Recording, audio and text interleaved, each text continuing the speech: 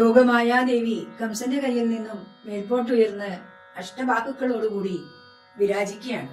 അവിടെ നിന്നുകൊണ്ട് കംസനോട് പറഞ്ഞു ഇങ്ങനെ: നൃശംസതര കംസ തേ കിമോ മയാ വിനിഷ്പിഷ്ടയ ബഭൂവ ഭവദന്തക ക്വചന ചിന്ത്യതാം തേഹിതം ഇതി ത്വദനുജാ വിഭോ ഖലമുദീര്യതം ജഗ്മുഷി മരുദ്ഗണ പണായിത ഭുവിജ മന്ദിരാണേയുഷി.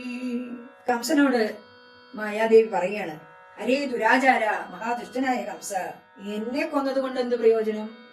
നിന്റെ അന്തകൻ അല്ലെ, തവാന്തകൻ ഭൂമിതലെ ജനിച്ചിട്ടുണ്ട്.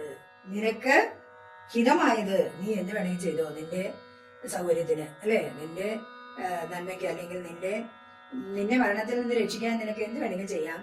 തവ അന്തകൻ, നിന്നെ കൊല്ലാനിരിക്കുന്ന ആള് എവിടെയോ ജനിച്ചിട്ടുണ്ട് ഭൂമിയില്. നീ വേണ്ടത് ചെയ്തു കൊള്ളുക.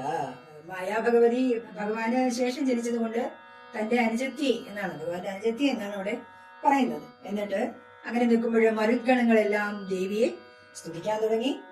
അതിനുശേഷം ഭൂമിയിലെ പല ക്ഷേത്രങ്ങളിലും ഭഗവതി പല പേരുകളിൽ കുടികൊണ്ടു എന്നാണ് പറയപ്പെടുന്നത്. ഭഗവതി ക്ഷേത്രങ്ങളില് പല രീതിയിൽ അല്ലെ, കാളി എന്നും സരസ്വതി എന്നും പാർവതി എന്നും ഒക്കെയുള്ള പേരുകളിൽ ഭഗവതി ഓരോ ഭൂമിയിലെ പല ക്ഷേത്രങ്ങളിലും കുടികൊള്ളുകയും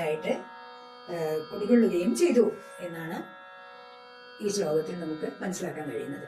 നൃശംസധര കംസ തേ കിമു മയാ വിനിഷ്പിഷ്ടയാ ബഭൂവ ഭവദന്തക ക്വചന ചിന്ത്യതം തേഹിതം ഇതി ത്വദനുജാ വിഭോ ഖലമുദീര്യതം ജഗ്മുഷി മരുദ്ഗണ പണായിതാ ഭുവി ച മന്ദിരാണ്യേയുഷി.